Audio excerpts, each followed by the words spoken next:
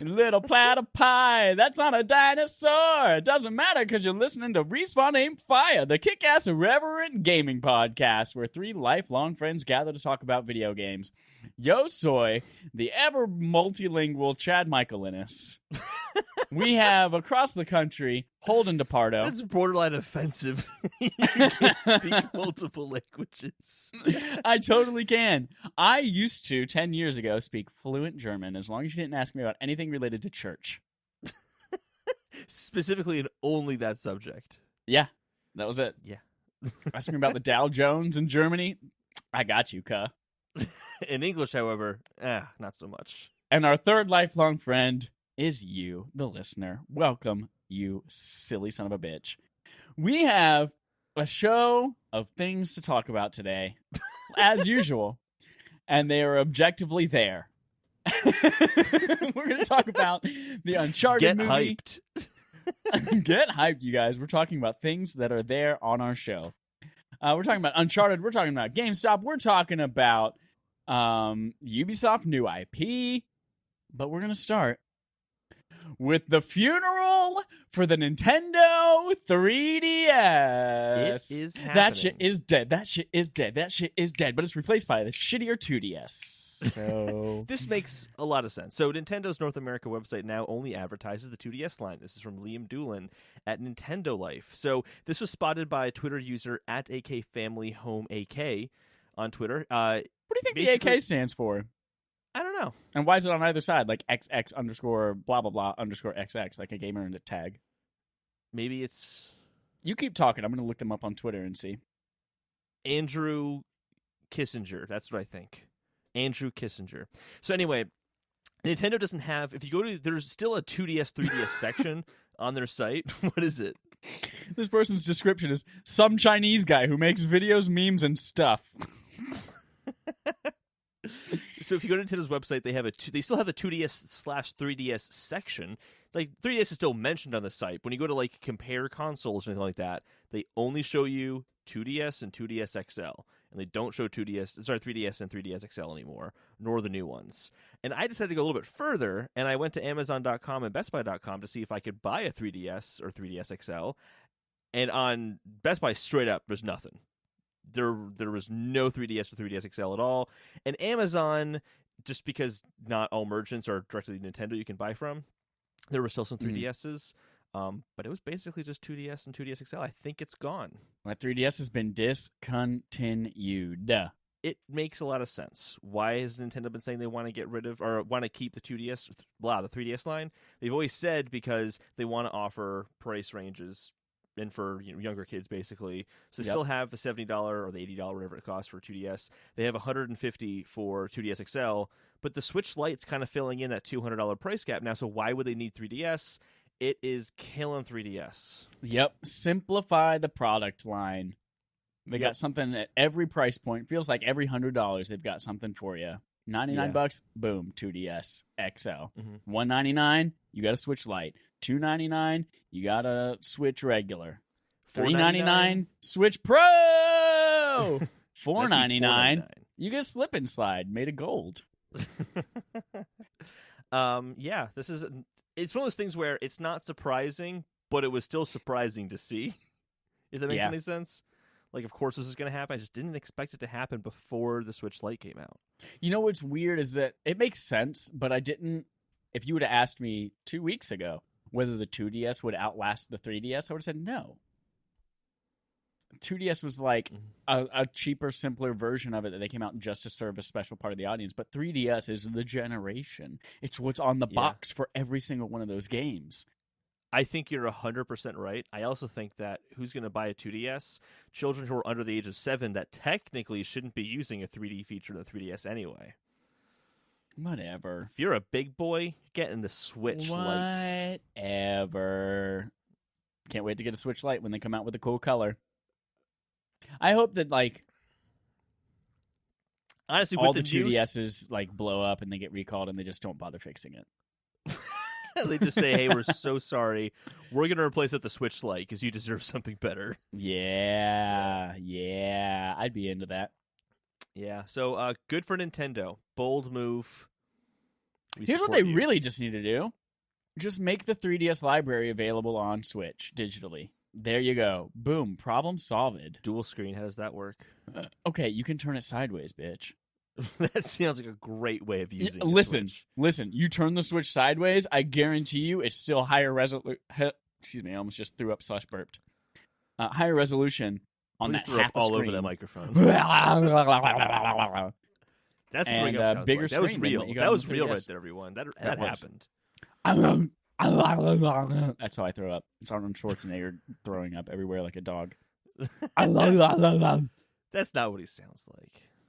What's he sound like? Yeah. Wait, you gotta add. That was just him talking. Yeah, over, I gotta do over a nice dinner. Nintendo's getting rid of the Nintendo 3DS. It's very upsetting. It's my favorite system. That's exactly what he sounds like throwing That's up. exactly There what it you sounds go. like. Yeah. Woo, that's it. That's all we got for Nintendo this week. Nintendo Questlog's looking pretty barren. One point though is that this is only America. This is not the case in Japan or Europe. Only America right now. I'm sure that will change. Land of the free, home of the brave. Home of the free. Actually, but you're not free anymore because you're not free to buy a 3DS, and that's just a tent pole of freedom. Unpopular opinion. Not a fan of my 3DS anymore. Just don't want to touch it. Really? Yeah, I mean, like I mentioned that I've been picking it up recently to play Samus Returns, and I'm just like, I don't like holding this. I don't like the buttons. Yeah. I don't like that is the actually operating system. That is the only reason that I've really been lax on Animal Crossing is I know in a few months I'll be playing this on Switch. That just sounds so much better. Yeah. I don't want to do this on 3DS. Yeah. But what have you been playing? Have I been playing? I have been playing Welcome to Playtime. This is Chad. I'm Chad Michael Innes. Chad Miguel Guadalupe Santana Inés because I'm multilingual. I have been playing 3 things. 1, I've been playing Doom because that's our barf for August. What is barf, Holden, other than something that comes out of Arnold Schwarzenegger's mouth? With Respawn and friends. That's right. You, our patrons on patreon.com/respawnaimfire, each month help us pick a game from our backlog that we're going to play, and Doom was for August. If you are playing along in September, you all voted for Nier Automata. It was a 3-way tie for a good week until we finally got our final Patreon members to vote. Can I just share really quickly? Yes. I'm so glad we didn't pick Batman. I'm so glad that we didn't pick Batman. I'm going to give everyone a choice of Batman Season 1 or Batman Season 2, and that's going to be our October one. And I will opt to sing at Holden's Lullaby at the end of the month. And I'll sing the Batman song. That's straight up. Yes. We're playing Nier Automata. Make that Batman. Here's the thing. September's a busy month for games. We got Gears, we got Link's Awakening, we got Borderlands 3, we got The Surge 2. There's a lot of shit coming out. I am only going to hold you to finishing Part A. That's all you have to do to satisfy the Holden's Lullaby requirement. Oh, thank you. That actually means a lot. I want you to try hard to get all the way through playthrough E. I actually want to beat the whole game because I know that Part A is not really the whole game. It's quote unquote the whole game. Right. Apparently Part A and Part B, you beat them twice. It's slightly different. And then C, D, and E are apparently really quick. Yeah. So that's the goal. Beat Part A. I also don't have as much to play as you. I'm really just looking forward to Link's Awakening. So you're not going to play... Oh, I guess you're not playing Gears 5. Yeah, I don't have an Xbox. I can't wait to play Borderlands 3. I can't can't wait when I said I played laugh 3 at games? you guys. I lied. You're playing Borderlands 3 all the time. Shit on my dick or die. I also played not only that. Shit on your dick. I will not do that again. It was uncomfortable. I think that was in. Well, I think that was Butterfly Effect. Really? In the movie Butterfly Effect with Ashton Kutcher, there was one. I think there was one part where like there was a guy in prison, or there was a guy holding someone at knife point, or something like that, and he goes, "Shit on my dick or die." And I thought it was the funniest thing as a kid because I didn't realize shit on my dick meant I'm gonna fuck you in the ass. I thought it was like someone pooping on a penis. That's honestly what I still thought it was. So as a kid, I would just all the time be like, "Shit on my dick or die." Oh, man. Thank you, Ashton Kutcher's Butterfly Effect. What a classic. Anyway, I've been playing more Diablo 3 on my Switch, and that game is just fucking perfect for Switch. Playing the Necromancer, that DLC that I never got around to playing, but I still bought on my PlayStation 4. Fucking love it. Fucking love it. Also, Alto, Age of Ultron, Ulrich Quan. Sorry, I connected all those dots in my head of all those things, and I forgot what I was going to say. Oh, Friday the 13th. We played Friday the 13th on our game night on Tuesday. And it was me and Dal and Maddie and Alexia. And we all played. And it was a ton of fun. Ton of fun! If you don't know, Friday the 13th, one person plays as Jason, 7 people play as camp counselors, and you just either try to escape via car or just by surviving the night. Or if you're Jason, you fucking murder everybody. And it was so much fun. I wouldn't play it by myself ever because I feel like most of the fun was just interacting with everyone online and chatting and screaming to each other. And then you hear somebody like, oh shit, he's in my cabin. It's like, where are you? I'm running away from that. And that kind of shit. But it's so much fun. If you guys want to play along with us, I think we're going to play it again this week on Tuesday, tonight, if you're listening on day one, next Tuesday, if you're in the past. Boom. So yeah, jump on. I'm excited. You have to be a patron. Sounds like a blast. Patreon.com/RespawnAimFire. Oh, we're playing on PS4. I'm not a patron now. I can't. You are because you fucking fucked up our votes. Yeah, I did. Technically, Nier Automata won by 1 vote. Well, not 2. We wouldn't have even been in a tie and needed to go solicit votes from people had you not voted. I regret nothing. But finally, here's what I really want to talk about today. I want to talk about the game Erica. This is a game that was announced last week at Gamescom and shadow dropped. It wasn't announced last week. It was announced like a while ago. You're right. It was announced a long time ago, but it's changed a lot since it was initially announced. Yes. And I thought it looked really boring. How was it? It was initially announced as a PlayLink game, which was PlayStation's initiative to make games more accessible by using your smartphone. And that answer makes it sound like it was boring. You still play it with your smartphone or the touchpad on the DualShock controller. This game is from a new company called Flavorworks. They are brand new. This is their very first game, and it is fascinating. Completely fascinating. Okay. 2 things about it. 1, it's not a good game. 2, I fucking am like enamored with it. So it was boring. I wouldn't say it was boring. I didn't say that. But it's not a good game, and I'm fascinated with it. Here's why. This is a game that is all live action filmed, and they have a patent pending for something called touch. Fuck, I already forgot it. Touch play, touch screen, touch something. Fuck, I have to look it up right now. Metal Gear Solid Touch. That was it. Metal Gear Solid 4 Touch. Flavorworks.co. Basically, it's the ability to interact with the game via touch. Touch video. There you go. Interact with the game via touch. That's which sounds revolutionary. hokey. I haven't played a game with touch screen controls before. That sounds amazing. You don't even know. It's touch video. So you're touching and manipulating the video, which is what is so fascinating. Oh, so like me. You're basically fast forwarding, rewinding, essentially, kind of. Not really.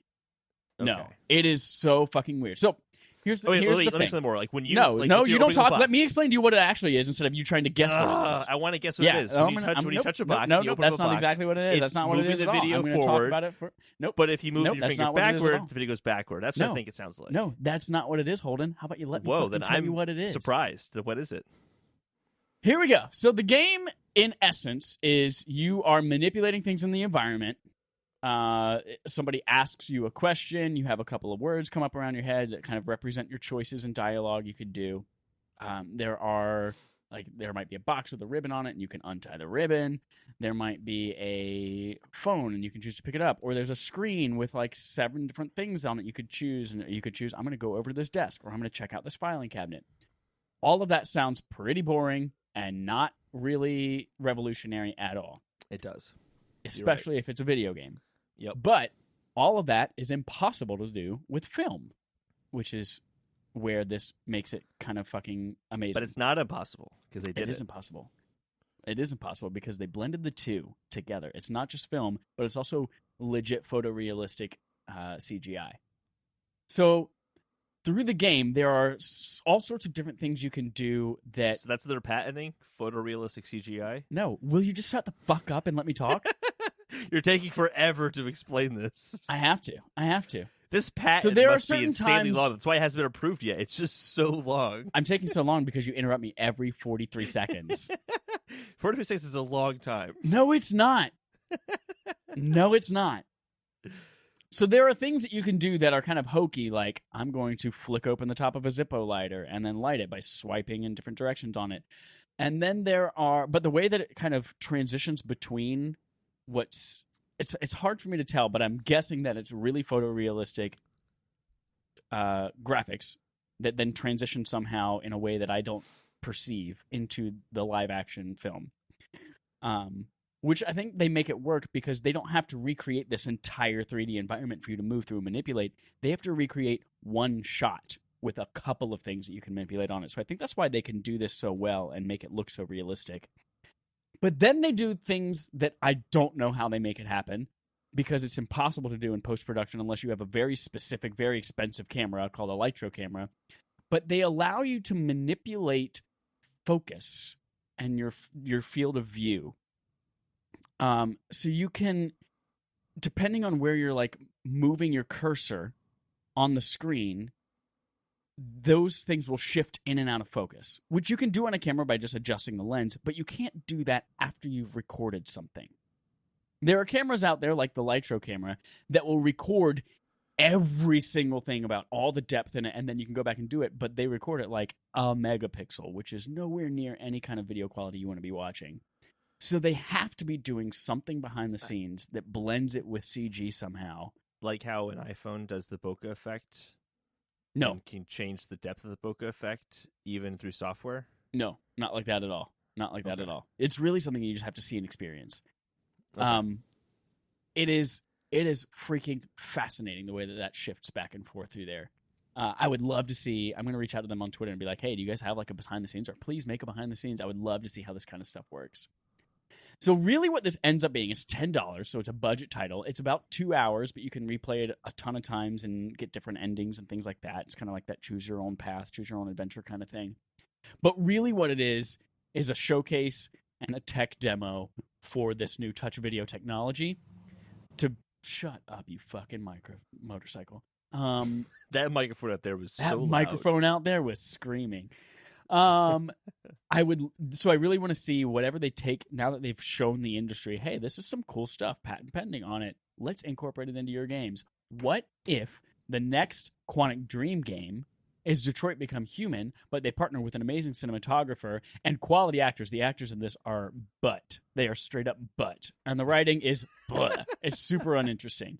But it's really the technology that fascinates me and made that $10 worth it. But I want to see this technology paired with something like the brilliant branching paths of Detroit Become Human and an excellent cinematographer, like you'll never get him but Roger Deakins. I would love to see all of those married, and I think this is a really, really cool, promising thing for the future. It's totes legit cool. I still don't understand what touch video is. That's because you haven't fucking played it, you asshole. It sounds like not worthwhile. It's honestly. The game itself is not good. It's not a good game. Cool. I'm blown away by it. There were several times where I was just like giggling at how like novel it was. Well, thank you for going through that, so I didn't have to. You're welcome. I'll watch some YouTube clips of like what it looks like, so I can be like, "Oh, your whales come." That's what I was talking about. Yep. Yeah. Go. What did you play? I also played Doom this week. I also played the Dragon Quest XI Switch demo, which dude, I downloaded the shit out of that. You haven't played it yet, though? I haven't played it yet, no. The only upsetting thing about it is that Can I guess what the only upsetting thing about it was? Was what? It because there was no Zelda in it and you couldn't run around as the little Zelda boy with the fairy? Is that why you hated this? That's why I hate every game that's not Zelda. The full game doesn't come out until September 27th. So I've just been like playing. Wait, can I guess what you've been doing inside the game while you're waiting for the game to come out on the September 27th? Have you been running around and like 3-heart challenging? That's what I'm going to guess you're doing in this game. I see what you're doing here, Chad. Yeah, you see. I see what's happening here. Remember when you sang that song? So, no. This is great for the every listeners. side I'm sure quest. this is fascinating, and they're not frustrated at all listening to us. This is what you get when you listen to Respawn Empires. That's what you get, you stupid bitches. You should have pressed play on Podcast Beyond. It's not even a pod. Actually, I was trying to say it's not a podcast anymore. It is a podcast. Yeah, it's totally I Love You podcast. PlayStation XOXO that's not around anymore. Correct, that one's dead. Jonathan Dornbush still going strong with Beyond. Yep. I'm doing absolutely everything in the game. I'm taking my sweet time with it because I'm like, I'm going to finish this well before September 27th, and I want to milk it for as much as I can because I like it so much. And here's the thing, is there's nothing really that special about the game. I was about to ask, what do you like so much about it? It's a very standard JRPG, but I don't know, it's very nostalgic, and like it reminds me of playing Final Fantasy III on my DS as a kid, and just had this kind of old school JRPG that's turn-based. I like the world so far. I just like it. Is this your first Dragon Quest game?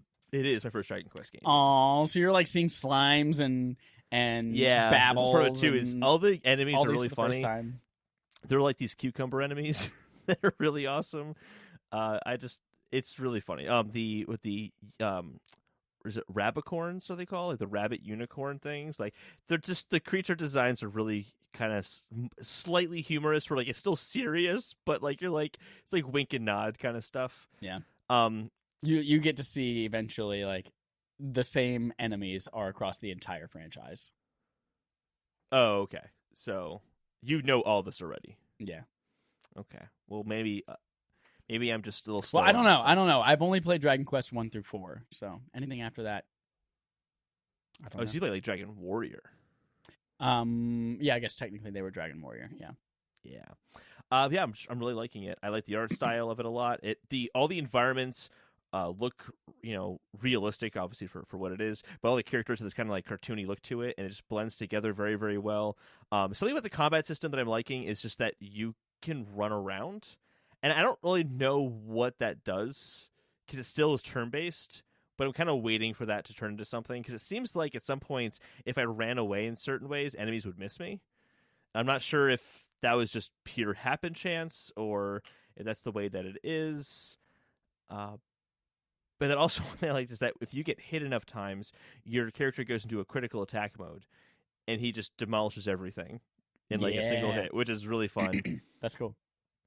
I like it. I just like it. It's just really fun. And I'm like, man, I really do want to play a giant 60-hour JRPG on Switch. This is exactly the kind of game that I have a Switch for. And that's kind of why I'm excited about it, I think. It's not because like it does something super unique. It's that this is the kind of game I've been waiting to really play on Switch. I know Octopath Traveler is a JRPG, but I kind of got lost in the whole idea of it being 8 different characters, 8 different storylines, and I'm like, blah, I don't want to do that. I want one character I'm playing along with, and that's the dealio. Yeah. So I'm excited for it, and I'm definitely going to use one of my vouchers on it, 100%. Oh, I'm so proud of you. I'm so happy to see you enjoying Dragon Quest because I thought I was going to be all alone playing it. No, I'm liking it. I'm going to enjoy it. It's going to be a good time. Let's go through this fetch quest, though, because there's some good stuff in here. Fetch quest, baby, fetch quest. So you mentioned Quantic Dream. Quantic Dream games. Yeah, you did. Yeah, I know. Because you want them to use that video touch stuff. Quantic Dream games developed by a studio may explore other genres. Ooh. So I don't know if that means like they're going to do a comedy game, or that means that they're going to do like an RPG and go completely out of whack with what they normally do. But interesting. We'll see what happens there. Marvel Ultimate Alliance 3's first expansion adds new missions and modes. It's available September 30th. The characters are Moon Knight, which is actually going to have a TV show for now, Punisher, Morbus the Living Vampire, and Blade the Half Vampire. There's also costume packs coming any day now, I think. Yeah, that's dumb, though. Microsoft confirms Gear Tactics for Xbox One. Yeah, it is. I'm being facetious. That was like one of my big complaints with the game that I never mentioned at all, is that it was too hard to unlock costumes, and all I wanted was to change up costumes. Oh, I'm sorry, buddy.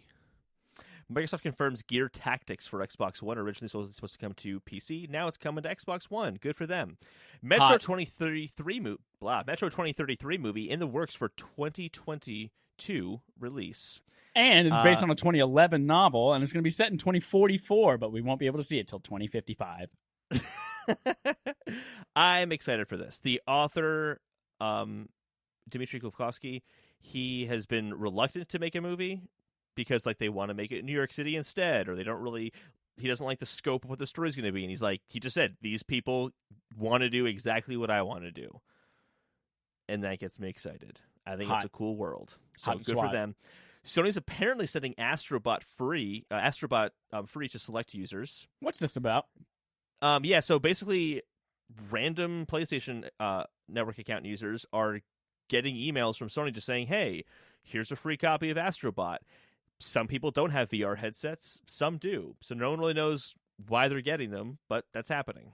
You know what I fucking bet this is? I bet this is another one of those people who live in Australia or something stupid like that, who are always getting all the cool free shit where they're like, hey, you platinumed Horizon Zero Dawn? Well, here's cool swag for anyone who platinumed it. Here's a cool theme for platinum this game, and nobody over here in the U.S. ever gets fucking anything. Oh, except actually I did get, for the God of War Platinum, they sent me God of War avatars for PSN, so I got that. Do you know why they give them to people in Australia?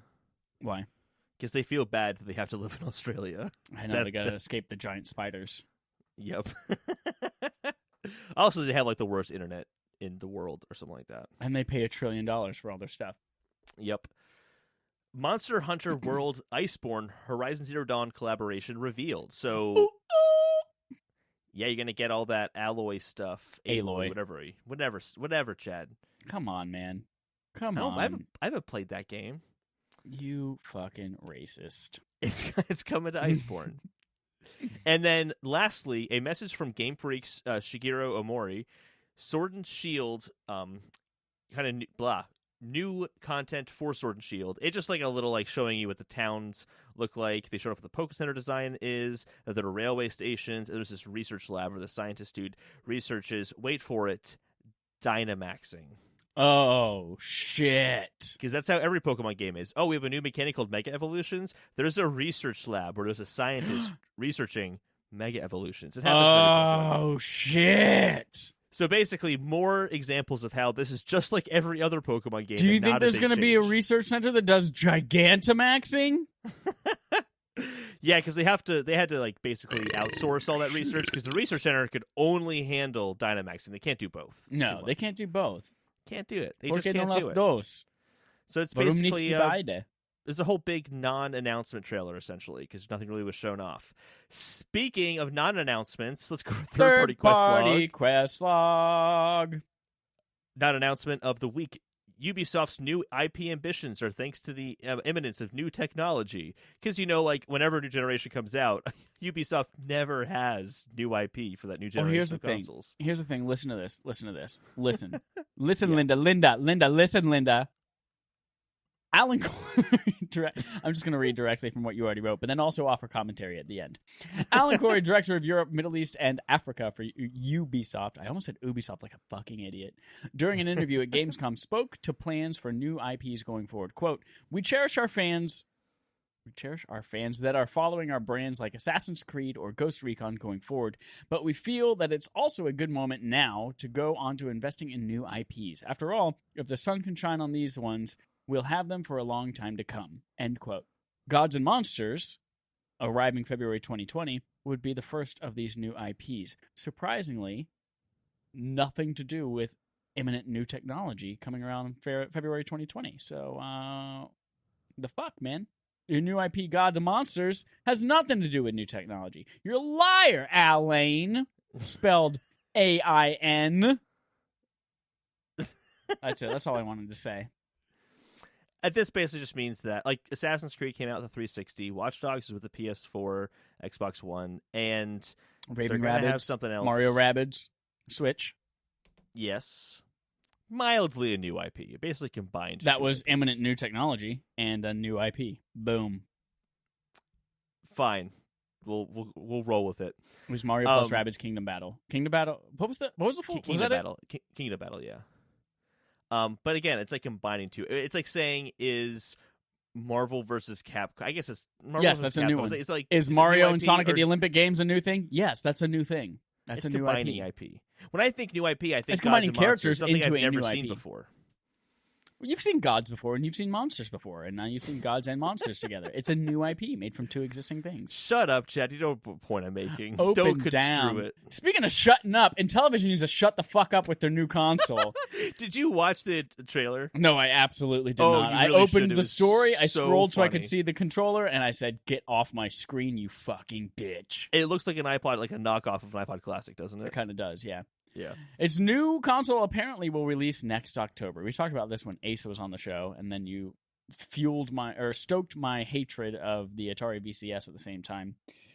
At Gamescom, Intellivision revealed more information on their new console, which apparently is coming October 10th, 2020. Yeah, right, in your bra. And it will retail for $200. $200. All the games will be $3 to $10 each. You know what that means? You're looking at another fucking Ouya. There's no DLC, no in-app, no loot boxes, no ads. It's all going to be, all the games are going to be exclusive and focus on being family-friendly, nothing over an E10 Plus. So you know what that means? All these developers are going to have to deal with a tiny, tiny install base for a piece of shit console that nobody wants and that's difficult to control because its controller is weird and unique, and no one's going to make shit for it, and no one's going to buy shit for it, and all the games are going to be for babies. It's going to suck. It brings all new meaning to the stupid baby game for babies we've been saying forever. Yeah. This is stupid baby games for babies. Fucking hate you, Intellivision. Hear what you really got to watch the trailer. It was so funny. Their argument was this: all these consoles are made for hardcore gamers. There are 200 million, from their definition, hardcore gamers out there, but 3 billion people play games. There's a console out there for the remaining 2.7 billion people out there, 2.8 billion people out there. Those people are playing on mobile phones. That's their console of choice. They're not going to buy a $200 box to play essentially mobile games that can only be played on this Intellivision Amico console. Or they're going to buy a fucking Switch. Only buy a fucking Switch. Also, those controllers are really not that hard to use. My brothers are kids. They figured it out. I didn't have to teach them. They figured it out because kids can do that. Kids are smart. They play with things until they figure it out. It's the adults who don't know how to use an analog stick.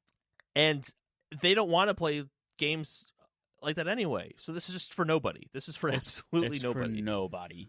It's for nobody. But you know what's for me? Marvel's Avengers. Still looking forward to that. Its devs have information on perks, skills, and playstyle customization. Again, coming out of Gamescom 2019. This is from IGN. There are 2 modes. We mentioned this. We guested last week on Pixel Street Podcast, and we talked about this a little bit there. But I just wanted to say I was right. You were right. I was right. There are 2 modes in this game, a Heroes mode and a Warzone mode. And there were several times on this where I brought up, you're like, you know what? I'm even more convinced now that there's going to be a single-player element, and then there's going to be like a Destiny-style multiplayer element. And Holden said, nuh-uh, absolutely not. That's not what they said. They said it's not that. They explicitly said not that. Well, guess who fucking said it is that? They did. The devs. There's a Heroes mode, which is the main single-player campaign. And then there's the Warzone mode, which also advances the story, and it's unlocked by completing different things in the hero mode, but it is multiplayer and it's open world. You can choose your character, not open world, but open area, open, something like that.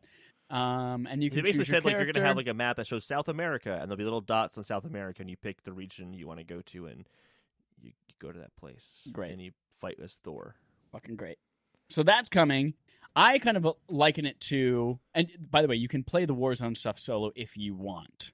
It's probably going to be harder, but I kind of liken it to you played the story mode stuff in Destiny, and every once in a while you come across a strike, and you got to do the strike with a team of people, or you do the raid, that kind of stuff. Each mission will focus on a specific hero, and leveling up with skill. There will be different kinds of level ups and skill trees that make you kind of customize your character to what you want.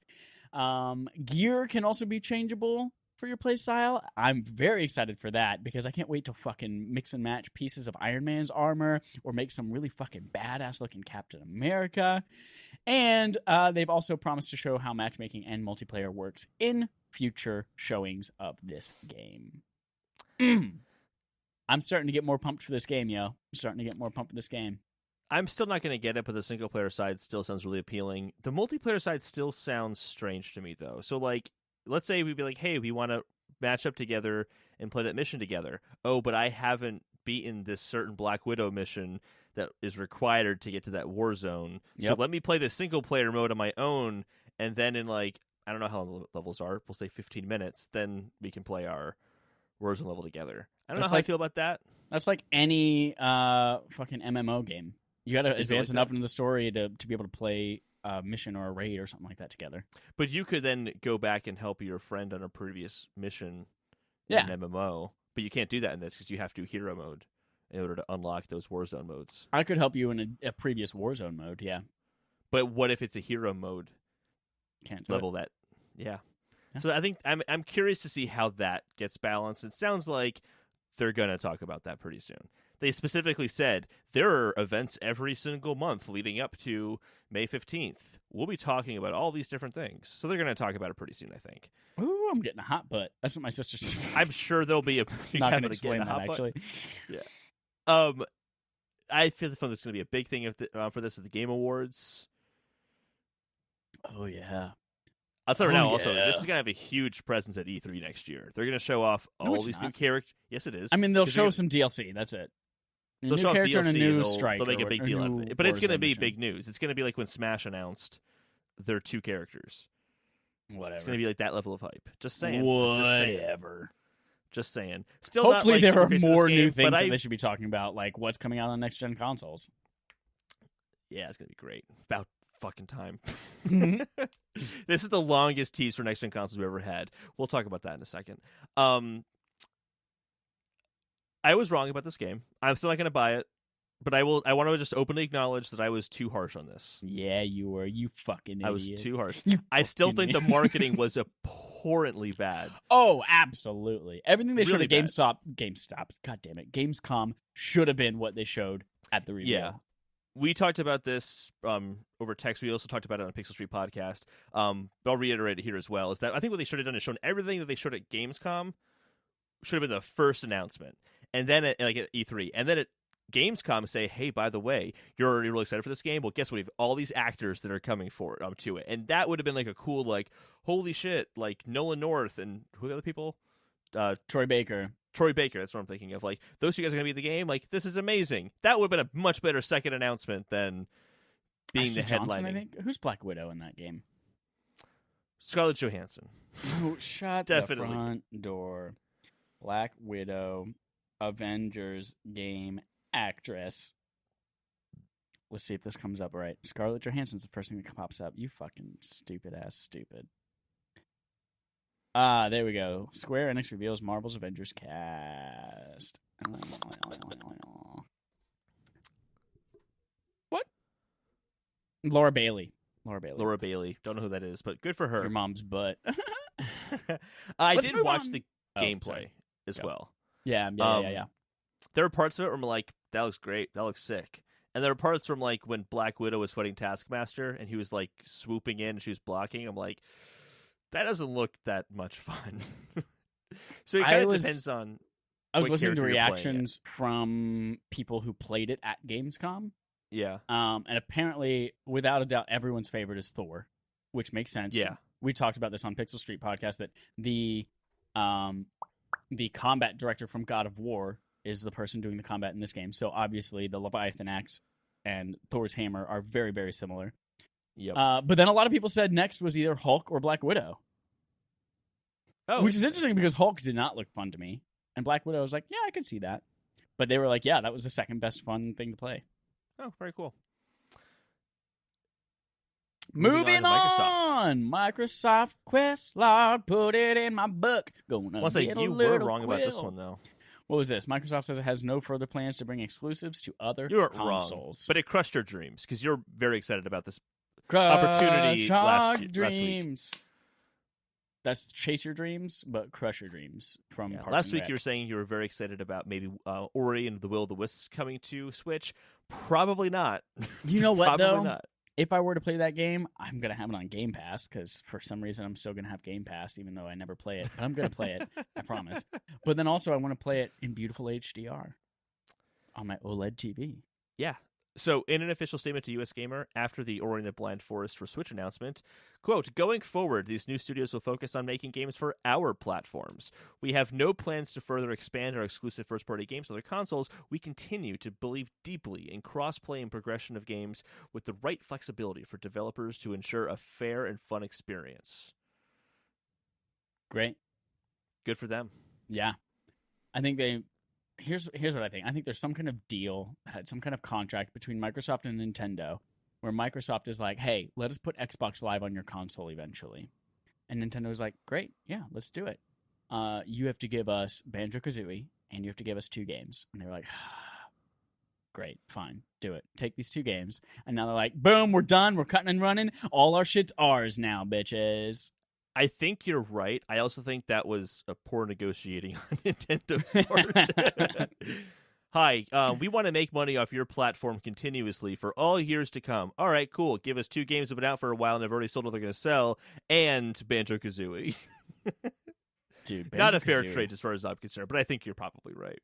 Fair trade, cage-free, organic, farm to table. Moving on to Sony's quest log.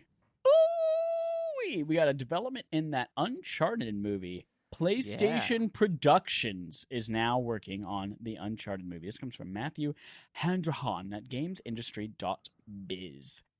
Here's the thing. This movie has had a tumultuous upbringing.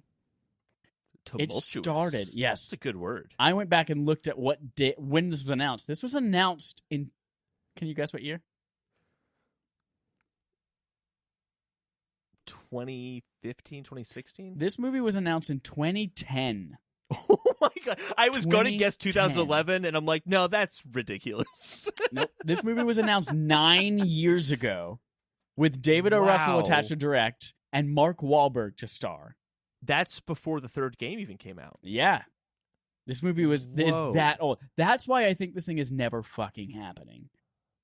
This is bringing it closer to a possibility now that Productions is moving to PlayStation Productions, which is new because PlayStation Productions was founded last year to help make their IPs into television and movie things. So they're taking care of these things by letting people who like them and care about them work on them.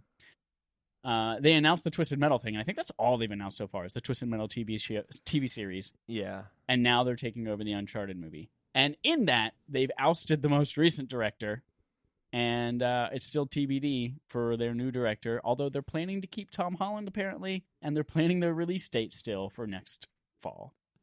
We'll see. I think it's happening next year. I think it's going to suck, though. And it's going to happen next... It's going to happen next year because Detective Pikachu came out and did really well, and there's going to be this huge surge in video game movies because everyone's going to go, oh, well, that worked. Finally, we can make video game movies. But Sonic could very well ruin that. We'll see what happens in February on Valentine's Day. Happy Valentine's Day. Happy Here's Valentine's. Happy Hanukkah. You ever watch the Amanda Show? No, you didn't have TV. I know what it is, though. There was that girl. There was like this sketch where there was like a group of friends, and there was one girl who was just like completely off. And they were like, it's someone's birthday, and she just like brings a bag of hammers, and they all say Happy Hanukkah, and they're like, Happy Hanukkah. I'm like, no, you just don't get it, you stupid bitch. Anyway, next up, we have the PS5 dev kit design. You did, you stupid bitch. I've called you a stupid bitch or an idiot so many times this episode. It's okay. It's like negative numbers. They cancel each other out. PS4 5 dev kit design seemingly confirmed. He's insulted me twice. That's fine. 3 times? No, not cool. 4? Oh, now it's fine. Yeah, once, twice, 3 times a lady, 4 times back to dude. Yeah. If it's an odd number by the end of this episode, I'll be mad at you. You better make sure it's an even number by the end of it, and it will be fine. Yep.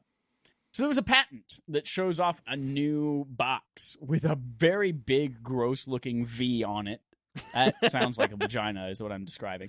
But no, it's a big old V, lots of air vents. It's got a huge vagina on it. It's a really odd design choice. Nothing but a big, giant vagina box. Lots of air vents, obviously, because they haven't got the final thing designed, and they just need airflow to cool down all the powerful hardware. Basically, there was this patent showed that box, and then everyone's like, oh my god, this could be the PlayStation 5. Maybe it is, maybe it isn't. Patents never come out sometimes ever. And then a game dev says, no, y'all, we've got one of those in our office. So that tweet's no longer available. It was removed. Matthew Stott confirmed I can't the imagine design why. is a dev kit. His tweet is no longer available, but he works at Codemasters. They're responsible for the series Dirt and Grid. Matt Kim from IGN compares the abundant vents on the alleged PS5 dev kit to the PS4 dev kit, which also had prominent ventilation. I believe it. I think that's definitely what the dev kits look like. I don't think that's what the console is going to look like. No. Dev kits are always like ugly ass, just giant PC boxes in order to shove some components that eventually will work and they'll get down and put into a nice box. But I really hope though, like it's usually dev kits don't have much thought put into the design. It's usually like, here's a box, it's got the stuff in it, make games please. But they purposely put a V for 5 Roman on numeral. that. Yeah, on that dev kit, which makes me think, is that something they plan on doing with the PS5? I really hope not. No. Mark Cerny would never let that happen. I really hope not. I don't know. I don't know. It just seems... So. Exactly. He single-handedly made Knack. They make bad choices. They're still bad on crossplay. That definitely is a direct correlation to putting a V on the PS5. Hey, you got crossplay on Destiny 2 now. Yeah, they're great about it now, suddenly. Yeah. I think this is interesting. Makes sense. Actually, it's just cross. Really odd. It's not crossplay. It's cross progression and cross save on Destiny 2. Yes, but I think February next year we're finally going to see this thing. I can't fucking wait to spend all that money on all these consoles. We're gonna move to the other side of the block. The Rocket Summer, great song. But we're also moving to our main quest, which is a sad main quest. This is a sad main quest. It is. GameStop, the parent company who owns Game Informer, lays off. GameStop layoffs impact Game Informer editorial staff. Holden, take us through some stuff, and then we'll chat.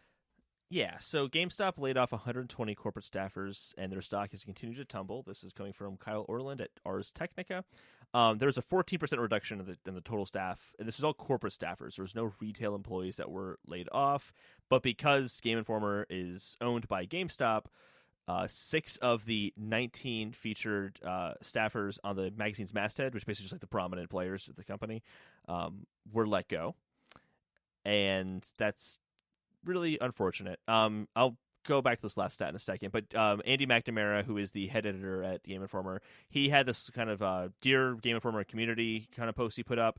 Here's just one clip from that I thought was relevant. He says, "We appreciate the love that is poured out for the Game Informer and the affected team members: Matt Burtz, Elise Favis, Javi Gualtney, Kyle Hilliard, Imran Khan, Jeff Marchiafava, and Sorel Vasquez were let go." And I want to bring this up because we've featured Javi stories quite often. We've featured Imran Khan stories quite often, Sorel stories quite often. Kyle Hilliard made some really awesome editorial stuff on Breath of the Wild when that game was coming out. And these guys were really hard workers. They make great content. And it's just really sad to see that they had to get let go. And honestly, I really feel like if they weren't owned by GameStop, it wouldn't have happened. Yeah, because GameStop is having trouble. 100% right. Yeah, it's really tragic. I feel like GameStop, as a company, they're like, we can't. We're floundering in our retail spaces. Our online business is not doing what we wanted to do. We can't do both. We can't do retail, and we can't do news outlets. So we've got to cut the news outlet off. It's obviously still around right now, but who knows what it will end up evolving into and whether we're going to see any kind of quality loss. I wanted to commend you, by the way, on stumbling through all of those names and then speaking completely perfectly Marchiafava. You just like, that came out like it's your own middle name that you've been saying for 20 years. Well, it's because before recording, I stood in front of a mirror and said Marchiafava, just over and over again. These people, it sucks. It sucks for a couple of reasons. One, it happened so suddenly. In fact, one of them was even at Gamescom reporting for Game Informer at the time that he told, hey, by the way, we're going to fly you home, but also you don't have a job right now. What a fucking shitty way of doing it. What that reminds me of, remember Macworld? Yeah. They were doing WWDC, right? Mm-hmm. And then the day afterwards, like, hey, welcome back. WWDC was really great, right? We're laying you off. Yeah. Thanks for all that hard work and content. Goodbye. Yeah. It's just, yeah. So it happened really suddenly. They also don't have, like, they didn't even extend their health insurance out to the end of the month. A week, like a week and a half maybe of health insurance. Like, sorry, not even worth paying that for you. So you're gone. Here's our Cobra paperwork. And then all of these people are talented enough that they're going to find work. I don't, absolutely, and they're all well known. They're gonna land somewhere. It'll be tough. Someone might have to relocate. There was somewhere, I don't remember where it was talking. Somebody was talking about how some of these people are stationed in places like Minnesota and things like that, where there are no other game companies, any gaming outlets in that area. So they're gonna have to relocate if they want to go and succeed in that same field. Interestingly enough, Kind of Funny has picked up Imran Khan already, and he is now a part of the Kind of Funny staff. He'll be doing Gamescast and Games Daily, all sorts of content for them going forward. So they'll definitely land on their feet, but man, was that a shitty situation for them. Absolutely. Moving back onto the numbers, GameStop stock fell to $3.42. That's 80% lower than it was this time last year. Buy. Yeah, right. And then it's at to be fair, MoviePass's stock was at like 1 cent, and they were taken off of. I think the Dow Jones is trying to take them off, and they're fighting it. So $3.42 is bad, but they could still be on the stock market for a while. I don't think GameStop's anywhere near MoviePass territory. No, not at all. I don't know how MoviePass is even breathing still. That place is done. They're down 94% of their peak stock in 2013. They're just on a really slow decline, and there's going to be a lot of pain like this. This is not the last I think we've seen of layoffs like this. I honestly really think that GameStop should sell Game Informer. Yeah, they need to either like spin it off and let them take themselves and become their own thing, or sell it to somebody else, because they have quality stuff. And we talked about this too on Pixel Street, that Game Informer, like, their magazine covers are an event. They are reveals. They are big, giant, juicy stories that everyone in the industry goes to for information.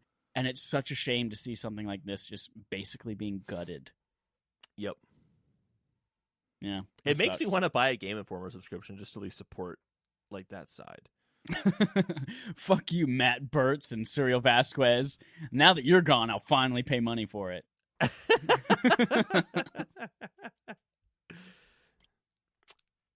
But it comes free with a Gamers Power Up Rewards Plus membership. Yeah, but that means I'm supporting GameStop, and I don't want to do that. So, yeah, you can support GameStop. I just think they're irrelevant right now, and they've got to do a lot of changes to make themselves relevant.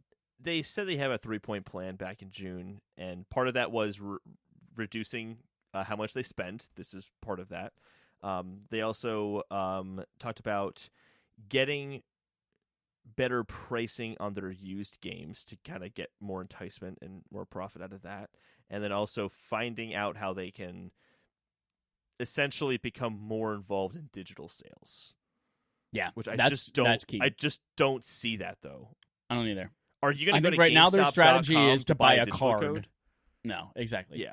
The reason people buy digital codes and digital cards is so that they can go in and pay cash for something, or pay with a gift card or something like that, and they don't have to use their credit card to buy on PSN. They're not going to go give their credit card to somebody else so that they don't have to use their credit card somewhere else. That's not going to happen. Yeah. The only time I've gone to Amazon to buy a game digitally is if they're offering some sort of deal or sale. That's it. Other than that, I go to the PlayStation Store. I go to the Nintendo eShop. Yep. Yeah. That's what they got to figure out. They got to figure out how to get their little tendrils in there. They're going to have an uptick, though, as new hardware comes out next year. They're going to... Yes. I mean, GameStop is still synonymous with video games. If you think, absolutely, I need to go buy a game X or a game accessory or a game console, most of the time, right off the top of your head, you think GameStop. You don't think Amazon, because Amazon fucks up shipping of things, especially game-related. Best Buy is like, yeah, I'll go to that. That's usually my point of choice, actually, is Best Buy, because I know that they're not going to try to get me to reserve 95 games. But GameStop is still like the number one in your thought for gaming related stuff. So they're still there. Mm-hmm. And when we have new consoles next year, they're going to have an uptick. But they've got to use that momentum and they've got to use that, like keeping their head afloat in that time to change and reshape what they are. Yeah. True that. True that, motherfucker.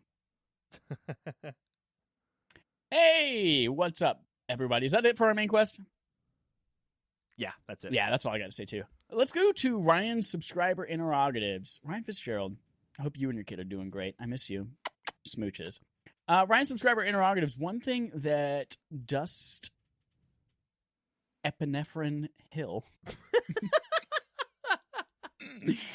Dusty Epinephrine Hill has been doing recently, has been letting us know what we call bits of barf games that he wants to suggest in the future. So as I'm considering what we play in November, or what we give our patrons the choice to play, I want anybody, you don't have to be a patron to do that, to influence this, anybody, tweet us at Respawn Aimfire and let us know a short, maybe 2 to 3 hour game that we could use as a bit of barf. Rather than playing one game all month, maybe we play a game a week, or 3 or 4 smaller games throughout the month. So let us know what you would want to see on that list of bits of barf. I have already recommended Minute, because Minute is Minute. I'll put Minute on there. I've got Gree on there, GRIS. I think that was from Epinephrine. What am I opening Letterbox for? I should open GG, which is the Letterbox for games. GG is a great app. Again, it's how we manage all of our like backlogs and lists of games and stuff like that. Follow us on the GG app. It's for managing your game library, and it's awesome. I'm at Chad Michanis. I'm at Chad Michanis. It's our Twitter handles. Whatever our Twitter handle is, find us there. Yeah.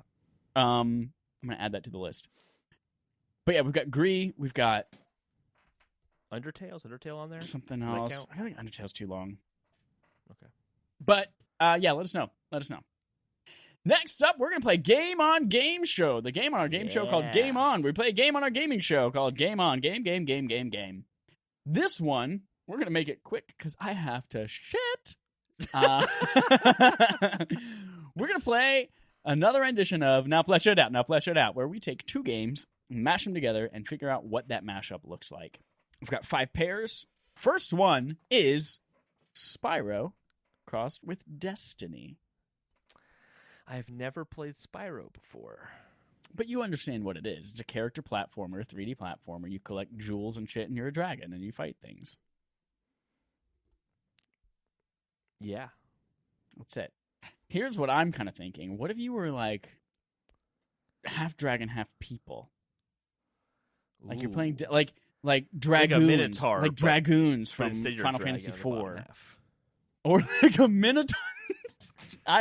Dear God, I want to see somebody do some kind of fan art of Minotaurs, but with dragons. Yeah. Yeah, that's hot. Doesn't that sound pretty awesome? Wait a minute. Also, it's kind of here's the kind of part about that though. People be like, "No, he's just a lizard." They won't see the dragon part because part of the dragon's the face. Yeah. I guess the wings as well.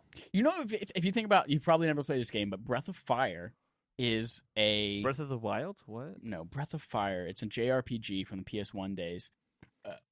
If I hear Breath of, I just fill in wild afterwards. I want to make that available on Spotify. Breath of the Wild. Put it on the official soundtrack, see if anyone finds out. Official soundtrack, Breath of the Wild. But you play as a guy who's actually like on the inside of dragon, and he can morph into a dragon. How fucking cool would that be if like your destiny and like your special, your power special, is like you fucking become a dragon and you eat people and blow fire in their faces and like grow giant wings and... Yeah, it'd be pretty That would cool. be But dope. you're also in space because it's Destiny. In space. You know what this is? You know what Spyro Cross Destiny is? It's that Platinum Games game that was canceled on Xbox. Scalebound? Scalebound. That's exactly what this is. I have an idea for the game. Let's call it Scalebound. Let's do that. Nailed it. Spyro Cross Destiny is Scalebound. Number 2, Harvest Moon cross Dark Souls. How do you make either a Dark Souls farming simulator or farmers trying to beat giant gross ass bosses, or how do we make this? So I haven't played Harvest Moon, but it's very similar to Animal Crossing, isn't it? It's about making and maintaining your farm So more instead like Stardew of Valley, making then. and maintaining your house and mortgage. Actually, if it's like Stardew Valley, it fits in very well. There's a little cave in Stardew Valley where you go and you fight monsters. And basically, it's Stardew Valley, and when you walk in that cave, it just turns into Dark Souls suddenly. And that's what it is. No, I'd imagine that you have to farm, but your farm is very big, so you have to like explore it. And there are just monsters who are destroying your crops, and you got to fight them. But they're hard as shit. When you kill enough of them, their big boss is got to come in to like take care of you because his minions could do shit against you. Ooh, idea. Here we go. There's some kind of like not acid rain, but like rain that's like poisoned or tainted or something like that. Rains down on your crops, and it starts to mutate them into little tiny beings. Okay. So as you have to like go to the cornfields, and you're like starting with little tiny like ears of corn monsters, and then maybe it's like also mutated the scarecrow, and that's like one of the mini bosses, and then there's like some giant popcorn monster, and that's the final boss of the cornfield. And then you also go over to like the barn where all the cows are being mutated, and you have to fight like it's like the cow level in Diablo 2, the secret cow level, and you have to fight the cow king in there. And so each area of the farm is like a different level of Dark Souls, and it's just mutated crops and animals, and they're just like becoming giant fucking gross creatures. Let's roll with this. So is this happening to all the farm at once? All the areas of the farm are contained at once. Okay, it's open world. You can go to any area of the farm at once. So you don't get much money coming in, so you can't really buy new equipment. But once you like fix the corn area, then you can start selling the corn, which is going to help you get money to level up your equipment. And you can level up your equipment more and more with the more areas you help out. That's how progress I just love the happens. idea that instead of like souls or blood, it's like corn is your currency. You're just picking up kernels of corn everywhere. Next up, that actually might be a good game. That actually might be a really good game. Yeah, I'm into that. Yeah. When you start making games, that's your first one. That's the first one. Dark Souls. SimCity. Easy. Crossed with No Man's Sky. Oh, that sounds Now, this is actually kind of a marriage that I'm into. Yeah. So I think exploration is still a part of it. You have to fly around to find out which planet is like the best planet for you to start building a civilization on. And then, because like that's kind of what the No Man's Sky element is to it is exploring, going around, right? Or actually, how about this? You just start on a random planet, just like in No Man's Sky. You have to build your city there, and you have to make a civilization that has the capability of launching into space, kind of like Civilization.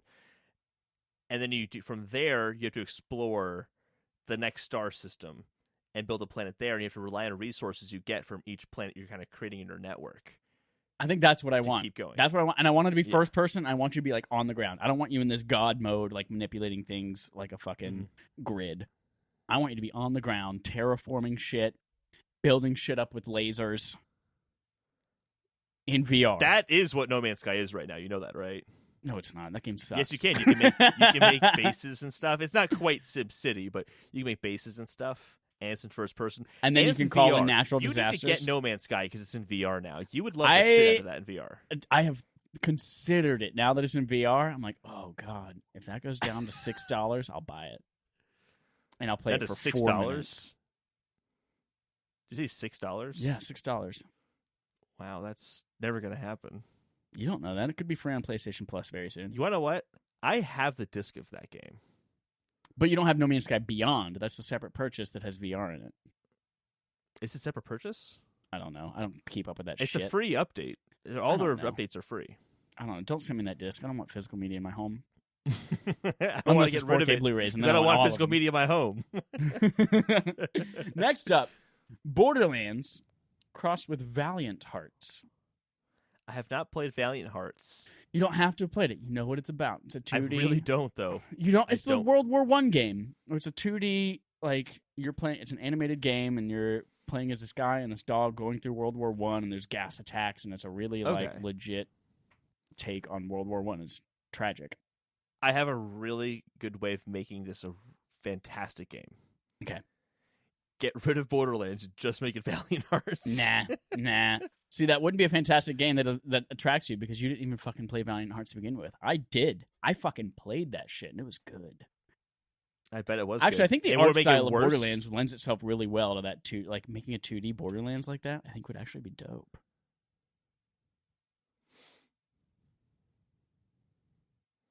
I refuse to talk about this one because it has Borderlands in it. You are such an asshole. Fuck No Man's Sky. Next up, Unravel crossed with Dream Daddy.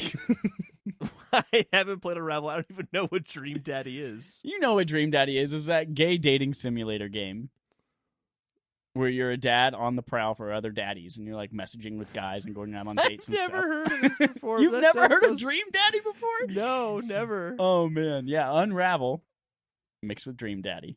What is all it is just Dream Daddy, and there's an option to say I'll unravel you, and that's it. That's one of the pickup lines. Gross. No, that's not what it is. That's not what it is at all.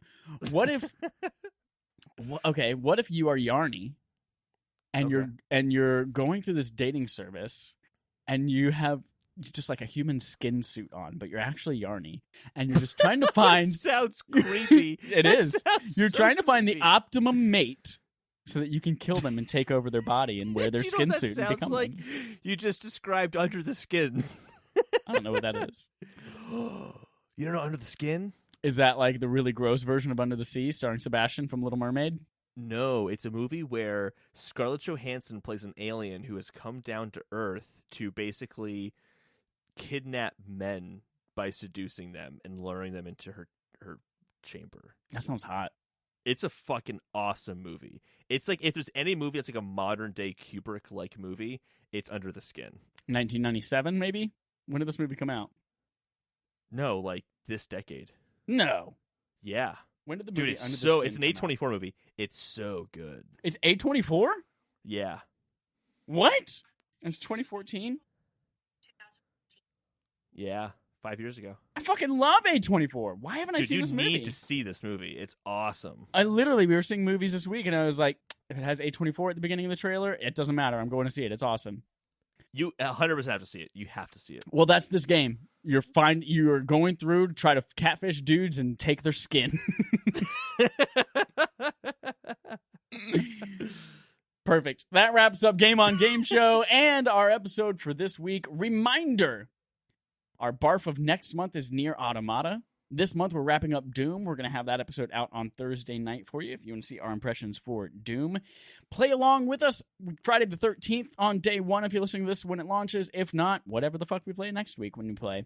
And then also this week we will be releasing our Patreon wallpapers for all of our Patreon subscribers. So if you want any of that shit, I haven't seen this month's yet. I haven't made it up yet. So whenever I make it up, create it, and ship it, that's when you'll get it.